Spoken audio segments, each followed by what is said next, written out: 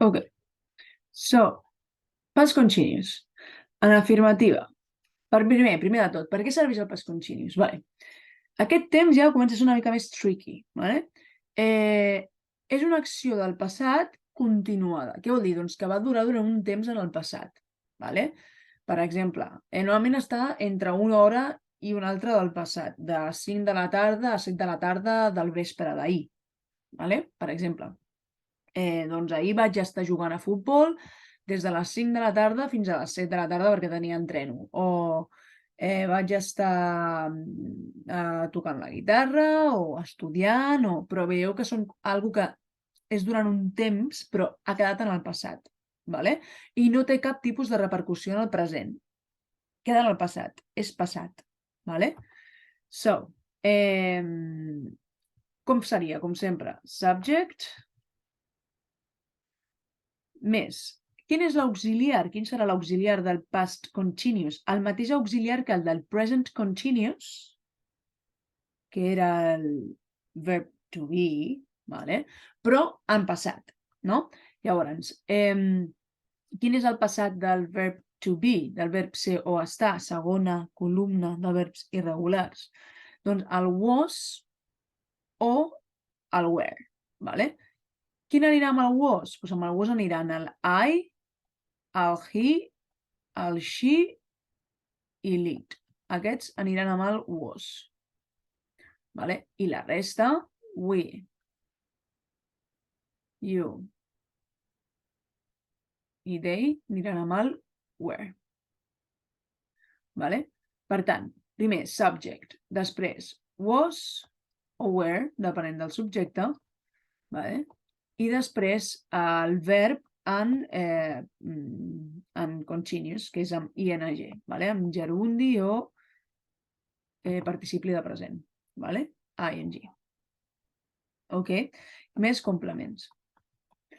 Exemple. Ho posarem amb el I. I was dancing yesterday, no? Perquè, per exemple, va ser ahir, però de quan a quan? Perquè no yesterday, però no podem dir només això, vale? I was dancing yesterday, ja, però de quan, durant quin temps? No? So, from 6 to 7. No? De les 6 fins a les 7 p.m. de la tarda. Vale? Veieu que estic especificant el temps? Aquesta és la diferència entre el past simple i el past continuous. Vale? Que especifiquem la durada de temps, que és continuada l'acció. Negative. Doncs igual, subject, perquè sempre el subjecte sempre va primer en anglès, més el was o el were, vale?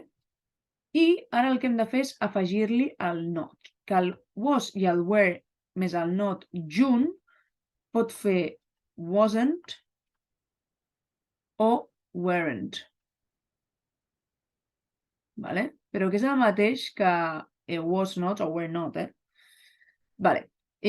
Més el verb en ing, important, vale? Exemple, doncs en comptes de I was dancing yesterday from ta ta ta ta, doncs seria I wasn't dancing. Vale? I la resta igual. I wasn't dancing. Amb aquesta ing que m'ha sortit superpotxa, doncs així va, vale?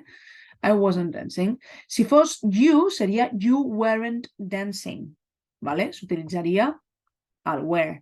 Si fos el we weren't. Si fos el they weren't dancing, vale? Interrogativa. Doncs la interrogativa, com sempre, comença per l'auxiliar, el verb que ajuda. Vale? Llavors, quin és el verb que ajuda? En aquest cas, el verb to be en passat. Quin és el verb to be en passat? El was o el were. No? Was, were, més subject, sempre funciona igual, auxiliar, subjecte, verb, subject, més el verb and ing. Com quedaria? Doncs, per exemple, estaves tu ballant ahir de 7 a 8 o de 6 a 7, com he posat abans? Seria were you dancing